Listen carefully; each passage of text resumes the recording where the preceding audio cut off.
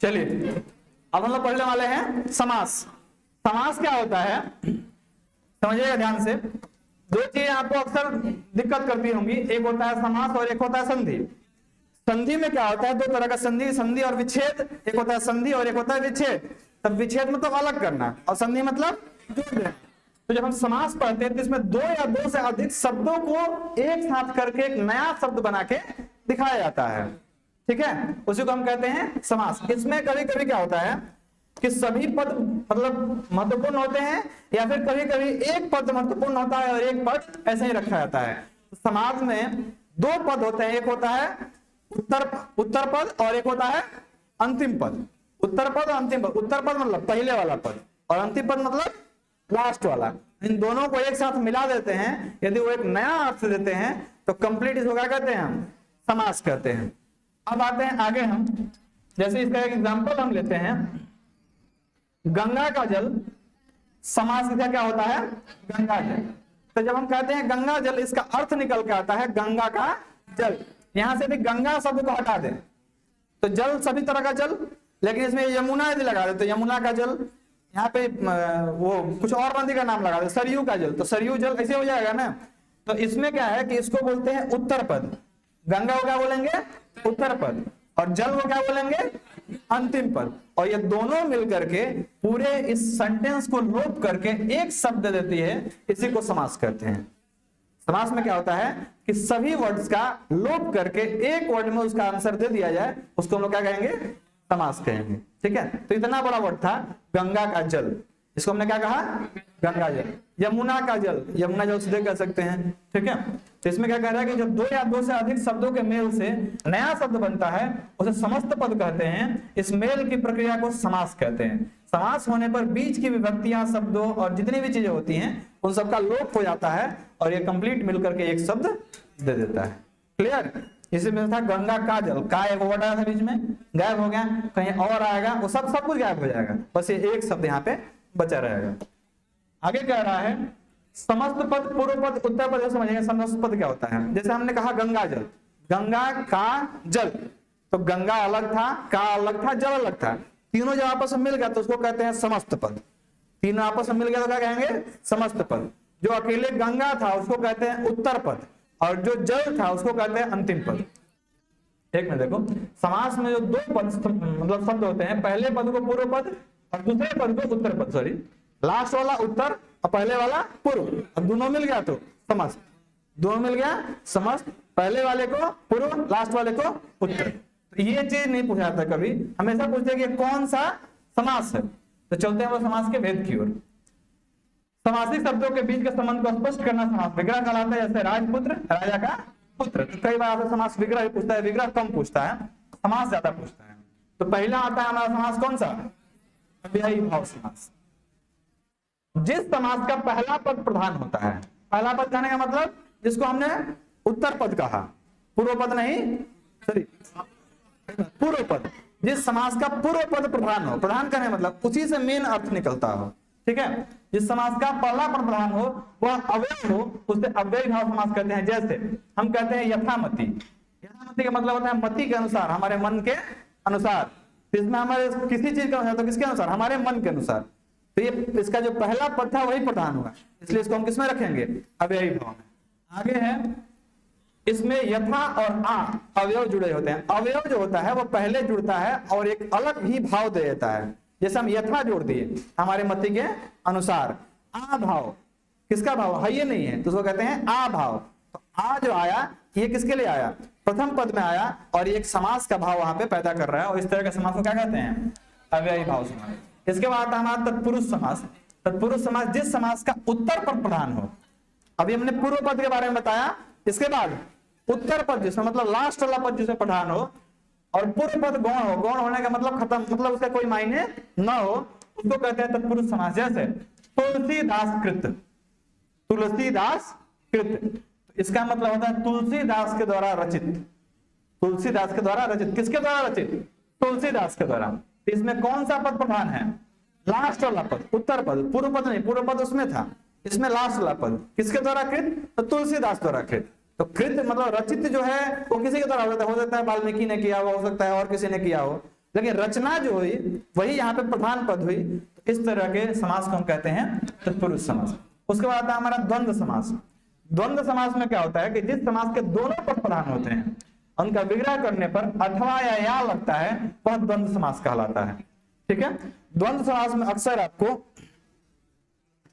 कुछ चीजें होती है इसके बीच में हाइफन लगा दे। जैसे हम बोलते हैं, मान लो दिन रात, भाई बहन, लोटा बाल्टी, खाना पीना, ऐसा बोलते हैं ना, इसमें दोनों पद प्रधान है तो उसको कह लेंगे इसमें। और एक होता है संख्यावाचक। अच्छा देखो, बहुब्रीहि इधर कह रहे थे पहले, जिस समास के दोनों पद अप्रधान है और समस्त पद के अर्थ अतिरिक्त कोई सांकेतिक अर्थ प्रधान हो उसे बहुब्रीहि कहते हैं। जैसे मान लो कुछ ऐसे शब्द होते हैं जिनको हम कहते हैं उसका जो अर्थ यहाँ पे है वो ना निकल कर दूसरा निकल, जैसे हम कह रहे हैं नीलकंठ, तो नील में नील भी प्रधान है और कंठ भी, लेकिन इसका अर्थ कुछ अलग निकल के आ रहा है। भगवान शंकर, नीलकंठ अर्थात शंकर, तो वो किस में आ जाएगा? बहुब्रीहि में आ जाएगा। मतलब जिसमें अर्थ सामने आपको दिख रहा है कि नीलकंठ हो जाएगा, लेकिन नीलकंठ नीलकंठ है, नीलकंठ अर्थात शंकर, तो वो किस में आ जाएगा? बहुब्रीहि। क्लियर? अगले स्लाइड की ओर चलें।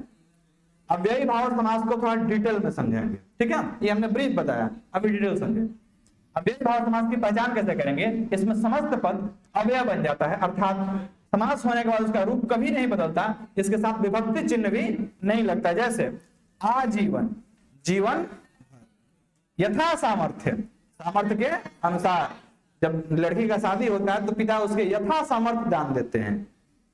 ठीक है, तो यथा सामर्थ्य कौन सा समास हो गया? अव्ययी भाव। अव्ययी भाव समास में क्या हो रहा है कि इसमें आगे या आ रहेगा या यथा रहेगा, इससे आप पहचान कर लेंगे। जिस समास में आगे में आ शब्द रहे या यथा शब्द रहे वो कौन सा समास? अव्ययी। और इसका हमेशा लोप हो जाता है। आ या यथा जो है इस शब्द का हमेशा लोप हो जाता है, मतलब हट जाता है। उसी को हम किसमें समझेंगे? अव्ययी भाव समास में। जैसे यथाशक्ति, शक्ति के अनुसार, यथाशक्ति दान दीजिए यजमान। पंडित जी पूजा करते क्या कहते हैं? यथाशक्ति दान दीजिए।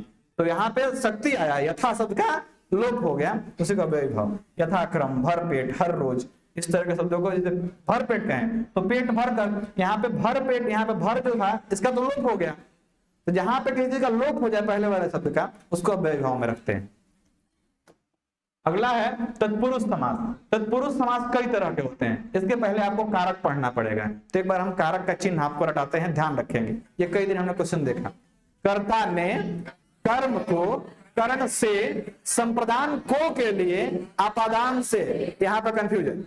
एक इधर बोले थे कर्ता ने कर्म को करण से, इधर आपादान ने भी से, तो दोनों कैसा से? एक संबंध, एक अलगाव। से पेड़ से पत्ते अलग हो रहे हैं, किस में जाएगा? आपादान में। अब वह हमारे साथ मतलब किसी के साथ संबंध बन रहा है तो वो आ जाएगा तीसरा वाला में। कर्ता ने कर्म को करण से, करण कारक हो जाएगा। तो इस तरह से याद रखें, कर्ता ने कर्म को करण से, संप्रदान को के लिए आपादान से, अधिकरण में पर संबोधन है अरे ओ। याद हो गया? फिर से एक बार रिपीट करें। कर्ता ने कर्म को करण से, संप्रदान को के लिए आपादान से, अधिकरण में पर संबोधन है अरे हो। अब उसी के तहत चलेगा आपका तत्पुरुष समास का रूप। ठीक है, विग्रह में जो कारक प्रकट हो उसी का कारक वाला समास होता है। जैसे कर्म तत्पुरुष, जैसे गिरहकट, गिरह को काटने वाला। किसको काटने वाला? गिरह को काटने वाला। तो कर्ता ने कर्म, ये कर्म तत्पुरुष हो जाएगा।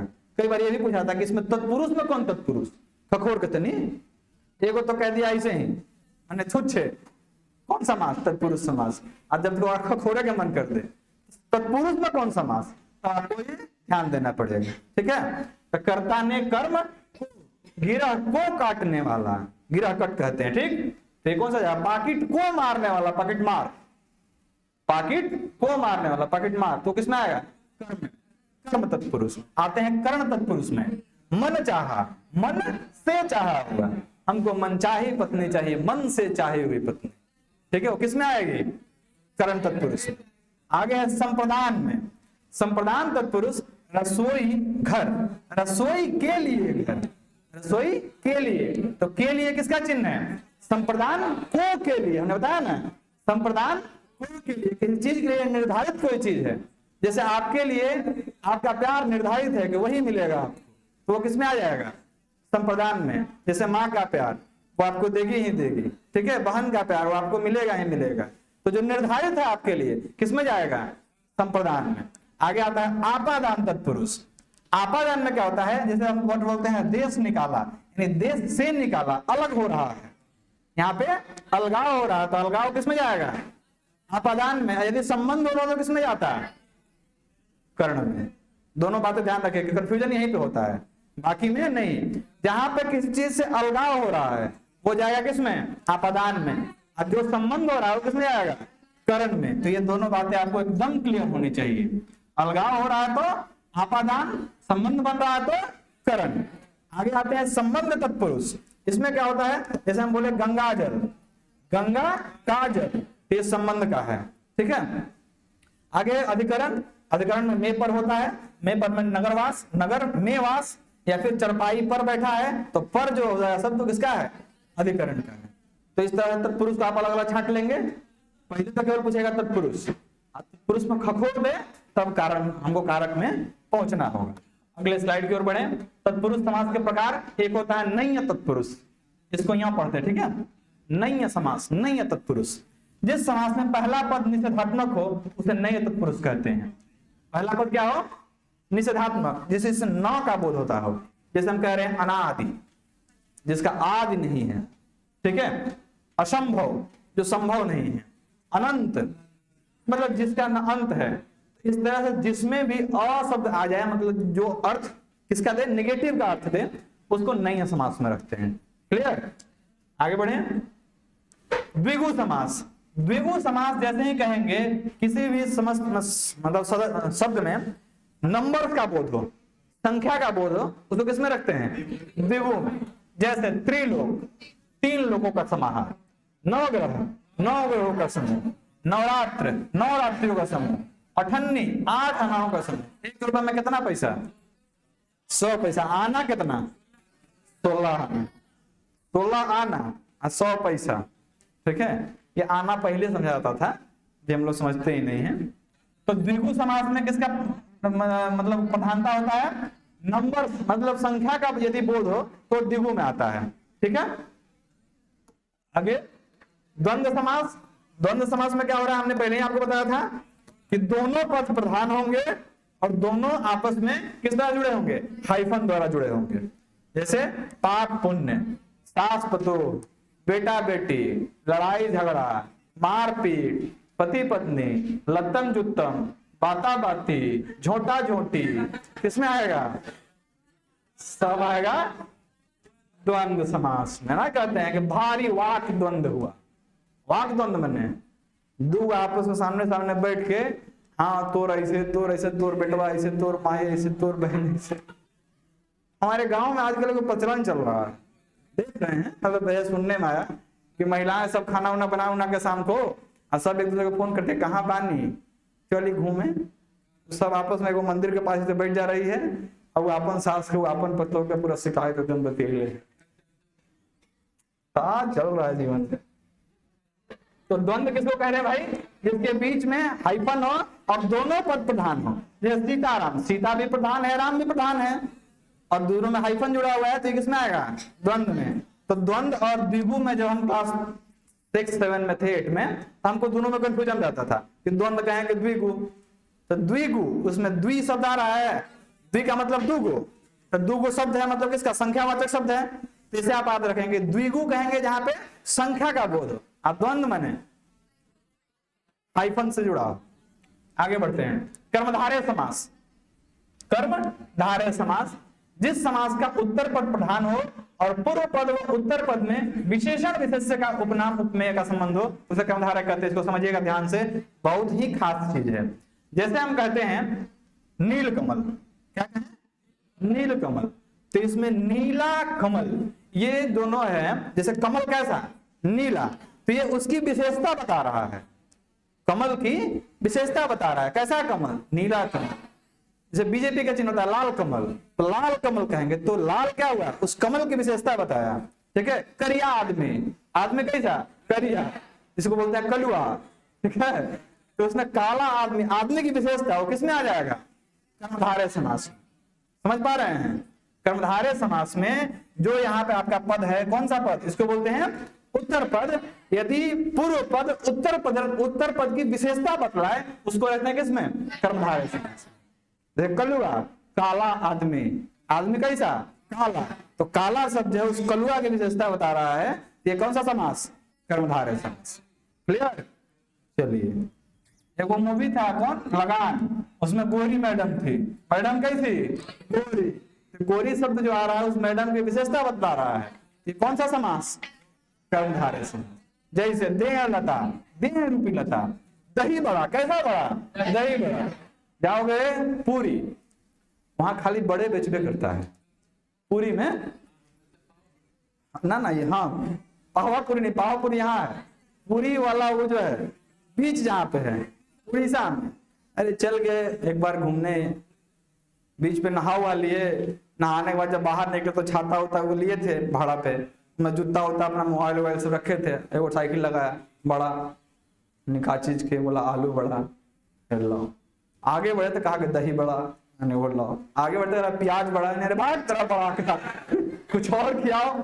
गए वो रेस्टोरेंट में तो कह रहा है कि इन्हें बड़ा, ये बड़ा, वो बड़ा, नहीं तेरे खाली बड़े और कुछ दो। तो बोला एक जगह एक होटल कि हम मिक्स सब्जी देंगे, रोटी देंगे और एक आलू पटल का सब्जी देंगे 35 रुपया में। बोले इससे अच्छा हो क्या सकता है, मिक्स सब्जी मिल रहा है। बोले ले ले भाई, ला तो काला रहा है, आलू डालल है, बैगन डालल है, लौका डालल है, कोहड़ा डालल है, करेला डालल है। बोले अरे भाई गाजर शिमला मिर्च सब ना होता है जी, उसे कुछ है नहीं था। हम बोले कह रही सब कहा दे दिए, तुम कहा हाँ अपमान हो जाएगा, यही प्रसादी है लोग के लूटना बंद कर दो तुम। खैर बढ़िया जगह है, पूरी बढ़िया जगह है। हाँ वहाँ भाड़ा बहुत ज्यादा है, इसलिए आप सोच समझ के जाएं, होटल वोटल लेने में सतर्कता बरतें, साइकिल हो जाएगा। तो पीताम्बर, कैसा अंबर, पीताम्बर। नरसिंह, कैसा सिंह, नरसिंह। तो जो विशेषता बतलाए कर्मधारय में आ जाएगा। बहुब्रीहि समास, जिस समास के दोनों पद अप्रधान हो, अप्रधान मतलब प्रधान नहीं, गांव में वो चुना जाता है प्रधान, और ऊपर जो मेहरारू होती है वो अलगे ठाट बन रहती है, हमारा मर्द प्रधान हमें, तो प्रधान नहीं लेकिन अप्रधान है वो, ठीक है। और जो मेहरारू प्रधान हो गई उसके पति हो जाएंगे अप्रधान, वही घूमते चलेगा, हाँ बनवाना है आधार कार्ड, लैट्रिन चाहिए थोड़ा, घर चाहिए बनवा देंगे, पैसा दो, 1 लाख रुपया मिलेगा, 50,000 हमरा चाहिए, वो सब अपन पूरे सेटिंग के लिए रहता है, वो प्रधान है नहीं लेकिन पूरा हवा बन रहेगा वैसे ही। कह रहा है कि अर्थ के अतिरिक्त कोई सांकेतिक अर्थ यदि प्रधान हो उसी को बहुब्रीहि कहते हैं, ठीक है। जैसे जो शब्द वहां पर लिखा हुआ उसका कोई अर्थ का मतलब नहीं है, इसका कोई एक अलगे अर्थ निकल के आ रहा है, तब जाके वो प्रधान हो जाएगा, ठीक है। जैसे किसी किसी कोई महिला मित्र होती है, उसका नाम यदि आपके दोस्त जान जाते हैं, आपका नाम से नहीं बुलाते हैं, उसका नाम लेता है काले, तब समझ जाता है कि हमरे बोल रहा है, तो वो जो शब्द होगा वो किसके लिए आएगा, बहुब्रीहि समास। जैसे यहाँ पे दिखाते हैं दशानन, क्या नाम है, दशानन, लेकिन ये दशा और नंद से कोई मतलब नहीं है। दस है आनंद जिसके, यानी कि जिसका 10 को मुख है अर्थात, तो जो अर्थात वाला शब्द देने लगे उसको कहते हैं बहुब्रीहि समास, ठीक है। जैसे कौन लड़का रहेगा काला तो क्या बोलेगा कलुआ, इसका नाम है राजेश, कौन राजेश नहीं ना रे मतलब, तो उसको कहेगा कलुआ, तो समझ जाएगा कि राजेश्वर कह रहा है, मतलब अलग अर्थ निकल रहा है, बस वही वाला आ जाएगा यहाँ पे बहुब्रीहि समास। जैसे कोनो नाटा रहता है तो क्या कहता है का रे ठेठा, है ना, वो सब गांव में रहता है, निक नाम जरूर दे देता है। सुलोचन, लोचन जिसके सुंदर हो, अर्थात आंख जिसका सुंदर होता है उसको बोलते हैं सुलोचन। तो सुलोचना जो थी वो मेघनाथ की पत्नी थी, और सुलोचना बहुत अच्छी आदमी थी, मतलब इंसान थी, और उसको समझाई थी क्या काहे लड़ाई कर रहे हो, कितना बढ़िया लड़का है, देखो अपन भौजाई के रक्षा के लिए आया है, तुम मारे जा रहे हो, चुप मारे दो हमरा। तो भगवान सबको तारत है, उसको ये बोले कि चलो तुम भी मर जाओ, तर जाओगे। अभी एक विवाद खड़ा हो गया था इनका वीडियो पे, विकास दिव्यकृति के वीडियो पे। एक्चुअली बातें जो थी वो उन्होंने रामायण से उठा के ही बोली थी, ठीक है, और उसका अर्थ वही होता है।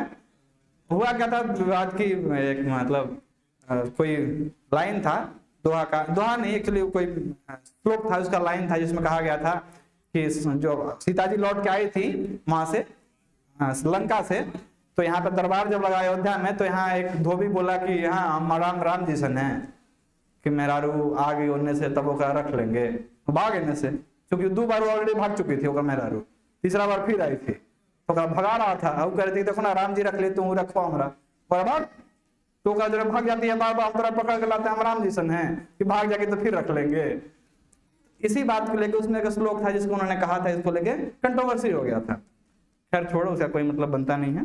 यहाँ लंबोदर, लंबोदर किसको कहते हैं? गणेश जी को। लंबा है उधर जिसका, जैसे पेट लंबा है, गणेश जी का मूर्ति बनता है सबसे पहले पेटे बनता है, मूड़ी बात बनाएगा पहले पेट बनाएगा इसे, तो देखते समझ जाते थे कि यहाँ पे गणेश जी बन रहे हैं।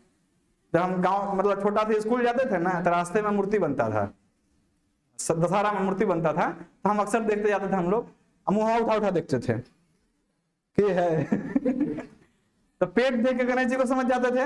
बाकी कार्तिक उर्तिक भगवान का जो मूर्ति वाला तो मुंह उठा के देखते थे। हम मिस्त्री ने मत देखना, देख लो पहले इसीलिए एक बार क्या हुआ कि उसे मोछ दाढ़ी लगा दिया था, लेकिन मोछ दाढ़ी नोच लिया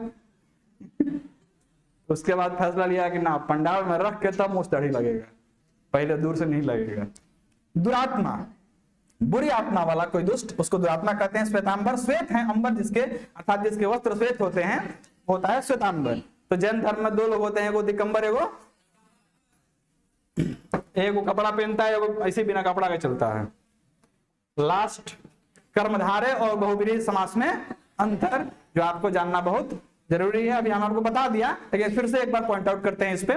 कर्मधारय समास में समस्त पद का एक पद दूसरे का विशेषण होता है, जिसमें शब्दार्थ मतलब प्रधान होता है। जैसे नीलकंठ, अर्थात जो इसमें आपका उत्तर पद है उसके लिए पूर्व पद इसकी विशेषता यदि बता रहा हो उसको कहते हैं हम कर्मधारय समास, ठीक है। और यदि इसका कोई विशेष अर्थ निकल गया, जैसे नीलकंठ कहे तो नीलाकंठ, यदि इस नीलकंठ को हम शंकर लिख दें, भगवान शंकर, तो ये हो जाएगा बहुब्रीहि। क्लियर? तो जब उत्तर पद की पूर्व पद विशेषता बता रहा हो केवल, तब उसको कहेंगे हम कर्मधारय, और जब उसका कोई अलग अर्थ निकल के आ जाए तब कहेंगे बहुब्रीहि। तो आपको ऐसे क्वेश्चन है कि इनमें से बहुब्रीहि समास कौन है, ठीक है। तो नीलकंठ दे दे और वहीं पे बीच बगल में यदि दे ले रहे हैं, नील है कंठ जिसका अर्थात शंकर, तो वो वाला मारना है, नीलकंठ को छोड़ देना है। हाँ, सिर्फ नीलकंठ दे देवे, दशानंद दे देवे, लंबोदर दे देवे, ठीक है, तो उसमें सब हो जाएंगे वही। किसमें? हाँ, तो उसमें देखना जैसे नीलकंठ लिखा हुआ है केवल, उसमें उत्तर पद प्रथम पद की कोई बात नहीं की गई हो तो आ जाएगा कर्मधारय। और जैसे ही लिखे कि नीलकंठ अर्थात शंकर, तब कर्मधारय छोड़ के बहुब्रीहि लगा लेंगे आप लोग, कोई दिक्कत? तो आज का सेशन खत्म करें, एक बार जोर से बोलेंगे भारत माता की।